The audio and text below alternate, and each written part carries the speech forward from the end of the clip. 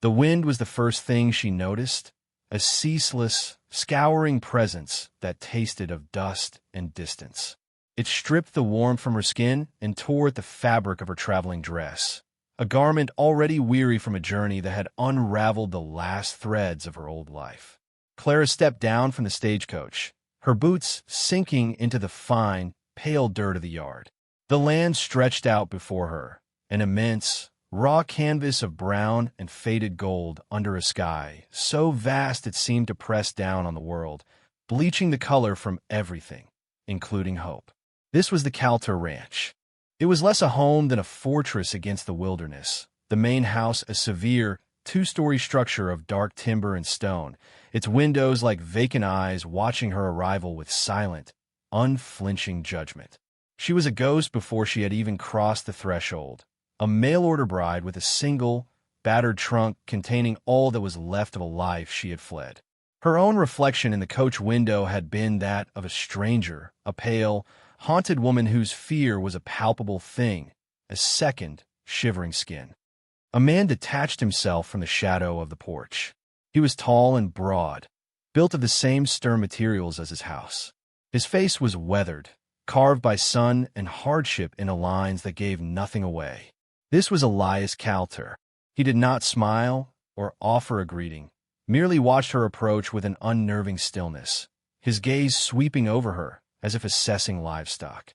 "You're Clara," he stated, his voice a low rumble, like stones shifting deep underground. It was not a question. She could only nod, her throat tight with dust and apprehension. The contract was signed, the passage paid. She belonged to him now, another possession acquired to fill a space. The thought sent a tremor through her, a familiar coldness that had nothing to do with the wind. He had promised a new beginning, but standing here, under the weight of his silence and the enormity of the sky, it felt only like a different kind of cage. Her desperation had led her here, a flight from shadows that whispered in the quiet hours of the night. But what if she had only exchanged one prison for another, vaster and more desolate? From somewhere on the property came a sound that ripped through the air, a wild, furious scream of a horse, followed by the splintering crack of wood and the harsh shouts of men. Calter's jaw tightened. "The devil horse," he muttered, more to himself than to her. "Another broken fence." He gestured curtly toward the house. "Go inside. The woman will show you your room." He turned and strode toward the source of the commotion, his long-legged gait eating up the ground, leaving her utterly alone in the sprawling, indifferent yard.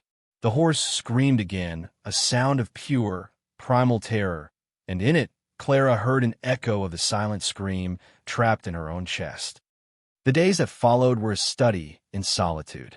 Clara moved through the cavernous house like a wraith, her presence barely registering against the solid, masculine world of the ranch. The housekeeper, a taciturn widow named Mrs. Gable, communicated in grunts and gestures, her eyes holding a deep-seated disapproval that made Clara feel like an unwelcome guest in what was supposed to be her own home. The ranch hands, sinewy men with sun-squinted eyes, either ignored her completely or watched her with a veiled, assessing curiosity that felt vaguely predatory. She was an object of speculation, a puzzle they had no real interest in solving.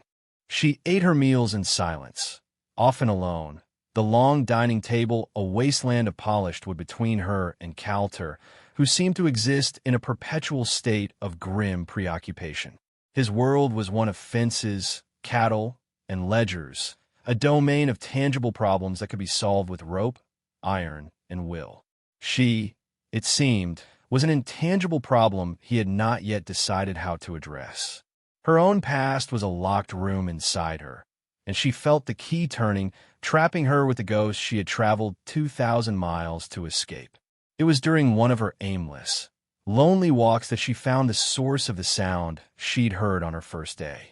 Tucked away behind the main barns was a corral, its walls built high and reinforced with thick timber. Inside, a creature of midnight and fury paced the perimeter. He was a stallion, black as coal, his muscles cording and bunching with a power that seemed too great for the enclosure. His eyes were wide, rolling, showing the whites, and his coat was matted with sweat and dirt. This was Brimstone. She saw not the devil the men spoke of, but a being consumed by terror. His rage was a shield, a desperate, last defense against a world that had shown him only brutality. He would crash against the walls, rear up with a scream that tore at the sky, then subside into a trembling, frantic patrol. She stood there for over an hour, unseen, watching the cycle of panic and exhaustion. She recognized the language of his fear. It was the same language her own body spoke when a door slammed shut or a man's voice was raised in anger. Later that evening, she saw Kaltur by the corral, his silhouette stark against the bruised twilight. He was staring at the horse, his expression unreadable. Clara approached, her footsteps soft in the dust. "He's beautiful," she said, her voice quiet. Kaltur started, not having heard her. He glanced from her to the horse and back again.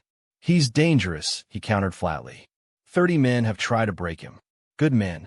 He's broken 3 of them in return. Cost me more in doctor's bills and lumber than he's worth. He looked at the horse with a mixture of frustration and a strange, reluctant admiration. "He fears the rope," Clara observed, her gaze fixed on the stallion. "And the branding iron. He remembers the pain." Kaltur turned his head to look at her fully, a flicker of surprise in his eyes. "He's an animal, not a man. He doesn't remember. He reacts." Clara did not argue. She simply watched as Brimstone, catching her scent, stopped his frantic pacing and stood stone still, his head high, nostrils flaring, watching them both from the far side of the enclosure. His terror was still there, a living thing in the air between them, but for a fleeting moment, it was held in check by a fragile curiosity. "What he needs," she whispered, almost to herself, "is not a master. He needs a friend." The request, when she made it the next morning, was met with stunned silence. They sat at the breakfast table, the vast expanse of oak separating them, as always. Clara folded her hands in her lap to still their trembling. "I would like your permission," she said, her voice clear and steady despite the hammering of her heart. To work with the stallion, Kaltur put down his coffee cup with a deliberate slowness. He stared at her, his brow furrowed, as if he were trying to translate a foreign language. "With Brimstone?" he asked, disbelief coloring his tone. "You?" The implication was clear. A woman, a fragile creature from the East, proposed to succeed where a legion of hardened cowboys had failed. The idea was not just improbable, it was laughable. From the kitchen doorway, she heard Mrs. Gable give a short, derisive sniff. "I won't use force," Clara continued, pressing on before her courage could desert her. "I won't use ropes or quirts. I will not try to break him." Kaltur leaned back in his chair, his gaze sharp and analytical. He was a man who understood leverage, force, and the simple, brutal economics of ranching. What she proposed was outside his entire frame of reference. "Then what will you use?" he asked, a genuine, if skeptical, curiosity in his voice. "Patience," she answered simply. He was silent for a long time, studying her face. Perhaps he saw the iron resolve beneath the quiet exterior, or perhaps he was simply intrigued by the novelty of the idea. Or maybe, in his pragmatic way, he concluded he had nothing left to lose. "He puts a scratch on you. You're done," Kaltur said finally, his voice a low warning. "You get in that corral, you're on your own. Jed will be there to watch you." From outside the fence, he stood, his decision made. "Don't make me regret this." The news spread through the ranch like a grass fire. When Clara walked to the high-walled corral that afternoon, a small crowd of hands had gathered, their expressions a mixture of amusement and contempt. The foreman, a burly, swaggering man named Jed, leaned against the fence, a smirk playing on his lips. "Gonna sing him to sleep, ma'am?" he drawled, eliciting a few snickers from the others. Clara ignored them. She carried no tools of the trade, only a small, 3-legged stool and a worn book of poetry her mother had given her. She did not enter the corral.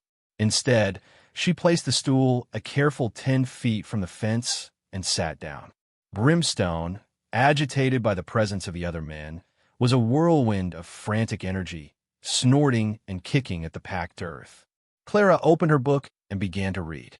Her voice was soft, a low, melodic murmur against the harsh sounds of the ranch.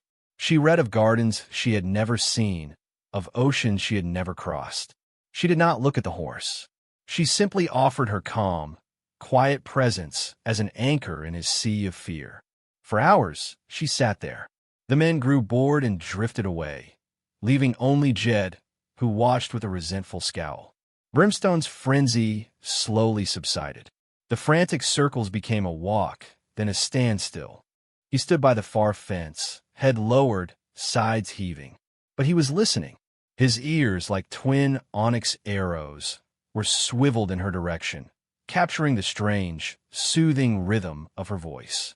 As the sun began to dip below the distant, jagged hills, painting the sky in shades of blood and violet, Clara closed her book, stood, and walked back to the house without a backward glance. She had not touched the horse. She had not conquered him. She had simply shared her stillness with him, a gift he had never before been offered. The days settled into a new rhythm, marked by the sun's passage across the immense sky and Clara's vigil at the corral. Every afternoon, she would carry her stool and her book, and every afternoon, she would sit and read. The initial mockery from the ranch hands faded into a grudging, perplexed silence. Her quiet persistence was an anomaly they could not categorize. Jed still watched, his resentment a palpable force, but he kept his distance, constrained by Coulter's orders. Coulter himself remained an observer from afar. Clara would sometimes catch a glimpse of him on the porch of the main house or see his silhouette in the window of his study, which overlooked the corrals. He never approached, never interfered, but she felt his gaze on her, a constant, questioning pressure. He was watching the horse, she knew, but he was also watching her. Inside the corral, a slow, miraculous change was taking place. Brimstone no longer met her arrival with a storm of panic. He would watch her approach, his magnificent head held high, and as she sat and began to read, he would slowly, cautiously, close the distance between them. He would stand just on the other side of the fence, no longer frantic, but attentive, his dark, intelligent eyes fixed on her. The terror was receding, replaced by a profound curiosity. The true measure of her progress came a week into her vigil. She had brought with her a crisp, red apple, its scent sweet on the dry air. After an hour of reading, she closed her book and walked slowly to the fence. She held the apple out on her flat palm, her arm extended through the railings. She did not speak. She simply waited, her breath held, her heart a quiet drum against her ribs. Brimstone watched her, his nostrils flaring as he tasted the scent. He took a hesitant step forward, then another. He stretched out his powerful neck, his velvety lips twitching. For a heart-stopping moment, he hesitated, the memory of human hands a powerful deterrent. But Clara's hand was still, her posture utterly non-threatening. Finally, with a soft snort, he reached forward and gently, deftly, took the apple from her palm. His lips were warm and surprisingly soft against her skin. He crunched it loudly, the sound of victory cry in the quiet afternoon. Clara felt a smile touch her own lips, the first genuine smile she had felt in months. She did not pull her hand back immediately, but let it linger in the air, allowing him to grow accustomed to its scent, its proximity.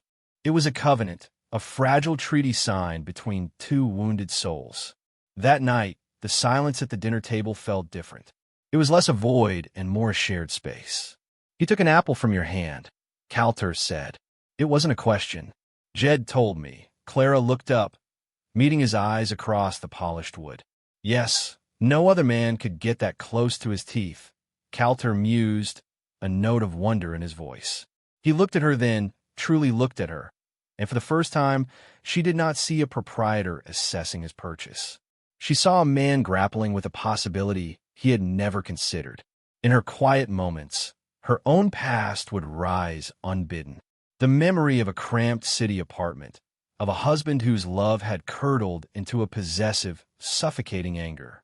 The sound of his heavy footsteps on the stairs, the sharp, stinging words, the way he would grab her wrist, his grip like iron. She had felt like Brimstone in his corral, trapped and terrified, lashing out in the only way she knew how, by finally, silently, running away. In taming the horse's fear, she was learning to gentle her own. Each step he took toward her was a step she took away from the woman she had been. The following week, she moved her stool inside the corral. The first time she unlatched the gate and stepped through, Brimstone bolted to the far side, his body a taut line of anxiety. The whites of his eyes showed again, and a low, warning rumble started in his chest. Clara did not falter. She closed the gate quietly behind her, walked to the center of the enclosure, placed her stool, and sat. She didn't look at him. She opened her book and began to read, her voice the same calm, steady murmur. It took him an hour to stop pacing the far wall. It took another for him to turn and face her. Slowly, inch by painstaking inch, he began to walk toward her, his hooves sinking silently into the deep dust. He stopped 10 feet away, his head lowered, listening. This became their new ritual. Day by day, he closed the distance until one afternoon, he stood directly over her, his shadow falling across the pages of her book. He lowered his great head and nudged her shoulder with his nose. Clara froze, her heart leaping in her throat. She slowly raised a hand, letting him see its every movement, and stroked the side of his powerful neck. His skin was like warm satin over stone. He did not flinch. He leaned in her touch, a deep sigh shuddering through his massive frame. It was a moment of absolute surrender, a trust so profound it brought tears to her eyes. The whispers among the ranch hands changed from mockery to a kind of superstitious awe. They gave her a wide berth, as if she were practicing some form of magic they didn't understand. Jed's resentment, however, only festered. Her success was a direct refutation of his entire worldview, which was built on the principle that fear was the only tool for control. He saw her gentle power not as strength, but as a kind of trickery, an unnatural, feminine art that undermined the proper order of things. One evening, as a cool breeze swept down from the mountains, bringing with it the scent of pine and distant rain, Clara found Calter sitting on the porch steps, staring out at the darkening landscape. He gestured to the spot beside him, an unspoken invitation. She sat, pulling her shawl tighter around her shoulders. For a long time, they were silent, listening to the chirr of crickets and the lowing of cattle settling for the night. "My wife," Calter said suddenly, his voice rough. "She planted roses. Right there." He pointed to a patch of overgrown earth near the porch. "Died of a fever the second winter. The roses died the next. I never had the heart to pull them out. Never had the heart to plant them again, either. It was the most he had ever shared. A small, painful piece of his own locked away past. The admission hung in the air between them, vulnerable and stark. It explained the emptiness of the house, the hollow echo in his own heart. He was a man who had walled off his own grief, just as he had walled in the wild stallion. Clara found herself responding in kind, the words coming out in a near whisper. "My husband," she began, the word tasting like ash. "He said he loved me, but his love was a cage. He wanted to own my thoughts, my time, my spirit. I came here because I was afraid that one day there would be nothing left of me to own. It was an exchange of ghosts, a quiet acknowledgement of the wounds they both carried. In the shared twilight, they were not a rancher and his mail-order bride, but two solitary people who had discovered a common shoreline of loss. The distance between them, once as vast as the prairie, had shrunk to the space of a shared, understanding silence. The connection was no longer a contract. It was a quiet, tentative bloom in a barren landscape. The violation came on a Sunday. Clara had gone into town with Mrs. Gable for supplies, a rare excursion that felt strange and disjointed after the focused quiet of her days at the ranch. She felt a prickle of unease all day, a sense of foreboding she couldn't shake. When their wagon crested the final rise and the ranch came into view, she saw a small knot of men gathered by the high-wall corral. A cold dread seized her. She urged the horses on, her hands tight on the reins. The scene that met her was one of chaos and cruelty. Jed and two other hands were inside the corral. They had a rope on Brimstone. The horse was a demon reborn, screaming, bucking, his eyes wild with a returned terror. He reared, his hooves flailing at the sky, and one of the men went down with a cry of pain. Jed, his face purple with rage and exertion, was pulling on the rope, trying to choke the horse into submission. "I'll show this witch-tamed beast what a real hand can do," he yelled, his voice raw with fury. Clara flew from the wagon before it had even stopped. "Stop it!" she screamed, her voice cracking. "Get away from him!" Jed turned to her, a sneer on his face. "This is how you break a horse, ma'am. Not with poetry books." At that moment, Brimstone, in a final desperate surge of power, snapped the rope and charged. Not at Clara, but at the fence, crashing into the heavy timbers with a sickening thud. He staggered back, a deep gash on his chest, blood welling dark against his black coat. He stood, trembling, his breath coming in ragged, panicked sobs. The trust, so painstakingly built, lay shattered in the dust. Just then, Calter appeared, drawn by the commotion. He took in the scene in a single, sweeping glance. The injured man groaning on the ground, Jed with the broken rope, the terrified, bleeding horse, and Clara, standing frozen, her face a mask of anguish. A fury colder and more terrifying than Brimstone's panic settled over Calter's features. He strode into the corral, his presence silencing the chaos. He walked directly to Jed, who took an involuntary step back. "Get out," Calter said, his voice dangerously low. "But boss, I said," Calter repeated, each word a chip of ice. "Get out. Pack your things. I want you off my land before sundown." Jed's bravado crumbled. He stared at Calter, then at Clara, his eyes full of hatred. He threw the broken rope to the ground and stormed out of the corral, shoving past the other men. Calter didn't spare the others a glance. He walked to the gate, his movements deliberate, and waited for Clara. His action was unequivocal. He had not just punished an insubordinate hand. He had defended her. He had protected her work. In the brutal calculus of the ranch, he had chosen her way, the way of patience, the way of trust, over the old way of force and fear. The silence that fell over the ranch in the wake of Jed's departure was heavy and watchful. The other hands moved about their chores with a new sobriety, their occasional glances toward Clara now holding a measure of wary respect. The corral, however, had become a place of sorrow. All her progress was gone, erased by a single act of violence. Brimstone would not let her near him.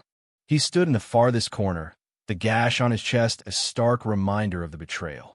He flinched if she moved too quickly, and the terror was back in his eyes, deeper and more entrenched than before. For Clara, it was a devastating echo of her own past.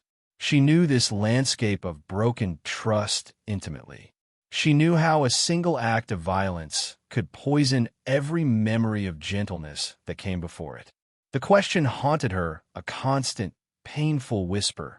Can something so badly broken ever truly be made whole? Her own resolve wavered. The strength she had cultivated felt brittle, threatened by the resurgence of old fears. But then she would look at Calter. He had taken it upon himself to tend to the horse's wound, a task Brimstone only barely tolerated. He mended the splintered fence with his own hands, his movements precise and methodical. He never spoke of the incident, but his actions were a steady, silent apology. He began to stand with her by the corral, not from a distance, but beside her. He didn't offer advice. He simply stood guard, a solid, reassuring presence that held the rest of the world at bay. His support was a bulwark against her despair. So, she began again. She brought her stool, but she did not sit. She simply stood by the fence for hours, radiating a calm she did not always feel, a quiet insistence that she was still there, that she would not abandon him.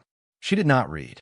She spoke to him, her voice a low murmur, telling him of her journey, of the city she'd left, of the hope that had brought her to this harsh and beautiful land. She laid her own vulnerability bare for him, offering her own story of fear and flight as a bridge across the chasm of his terror. The turning point came a week later. A storm had blown in, One of those violent, prairie squalls that turn the sky to bruised purple. Rain lashed down, turning the dust to mud. Clara stood by the fence, soaked to the skin, unwilling to leave him to face the thunder alone. Calter brought her a heavy oilskin coat, draping it over her shoulders without a word before retreating to the shelter of the barn to watch.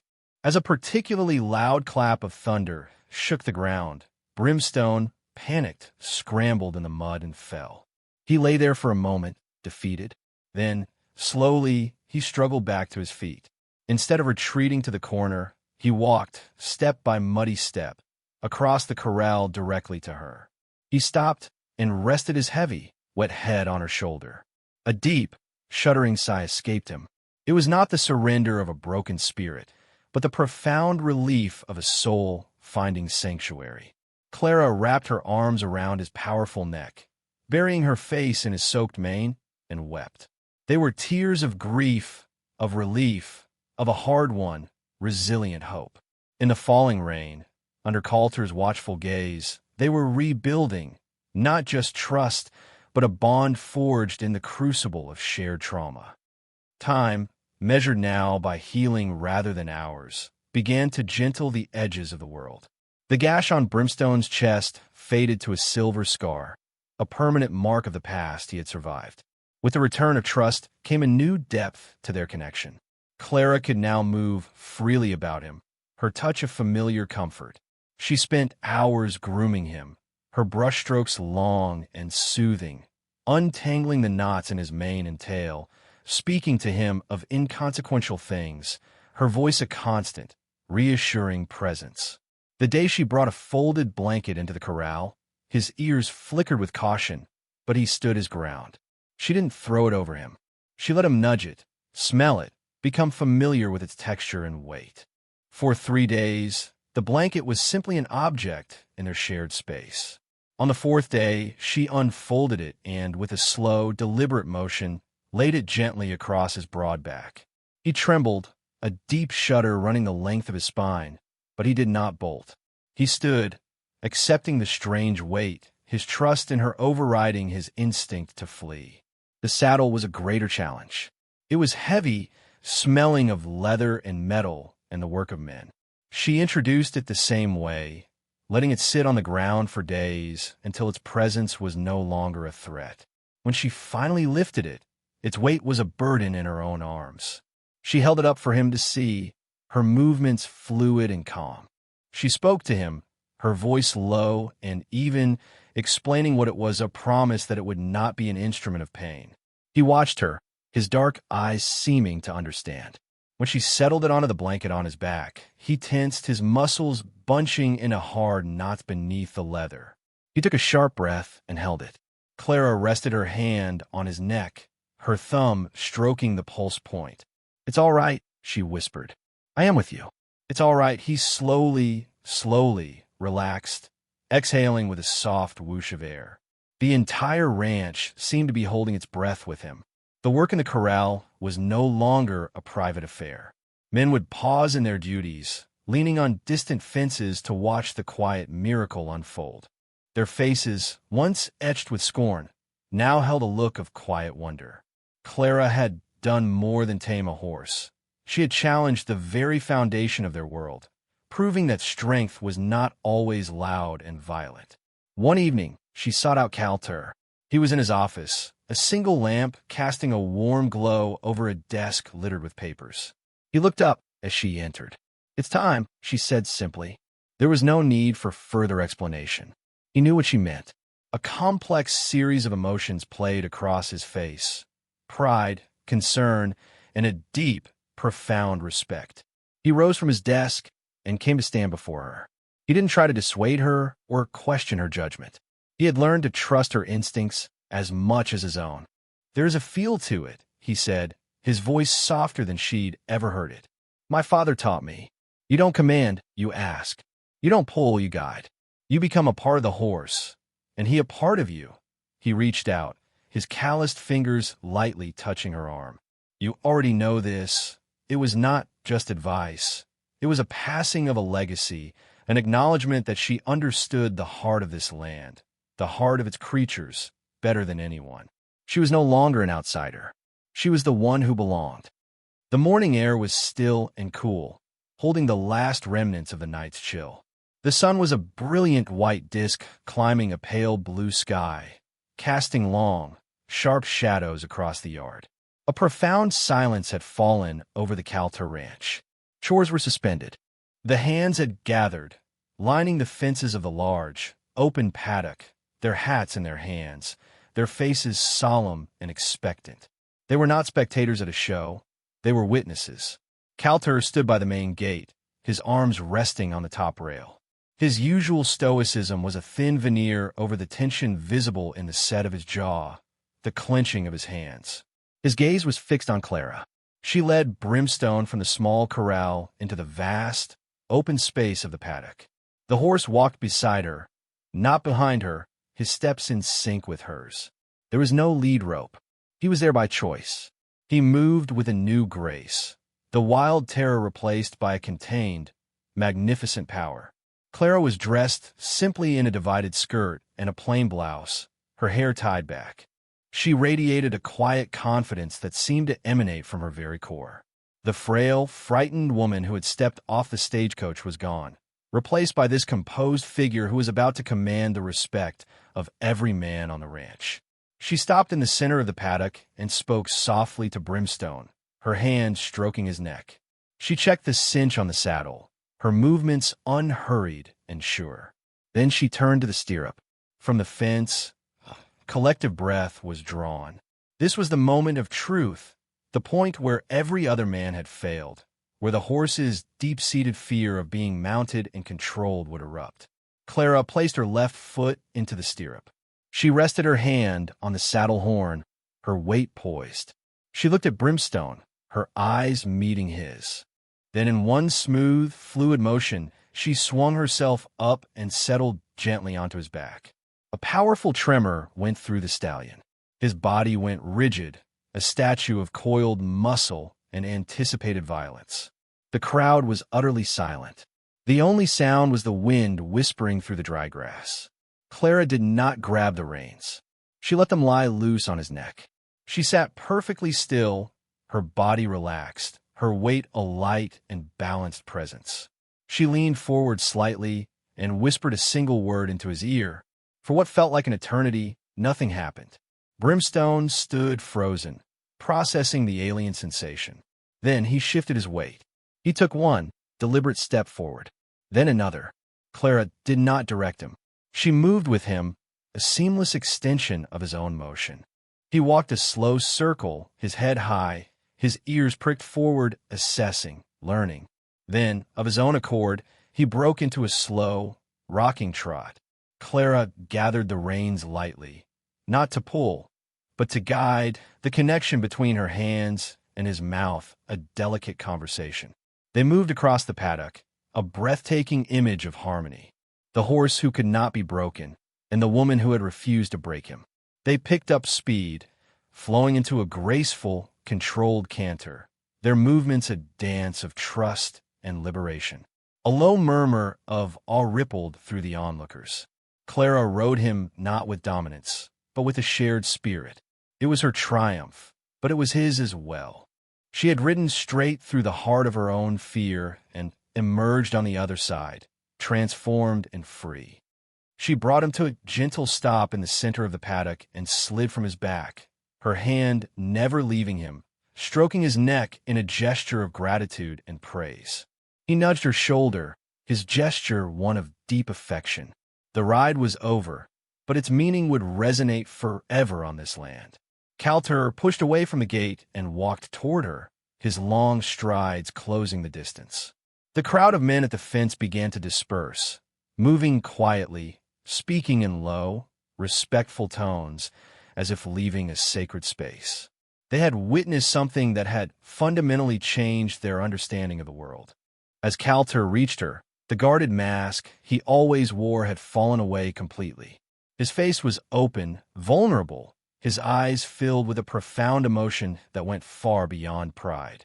He looked at her, at the woman who had brought healing to his ranch, to his most broken creature, and he was beginning to realize to him. He didn't speak. He simply reached out and took her hand, his rough, callous palm enclosing hers. It was a simple touch, but it held the weight of shared secrets, of obstacles overcome, of a future beginning to take shape. Clara looked around her at the vast, open land stretching to the horizon. The landscape that had once seemed so hostile and alien now felt like a promise. The wind that had once chilled her to the bone now felt like a cleansing breath. This was her home.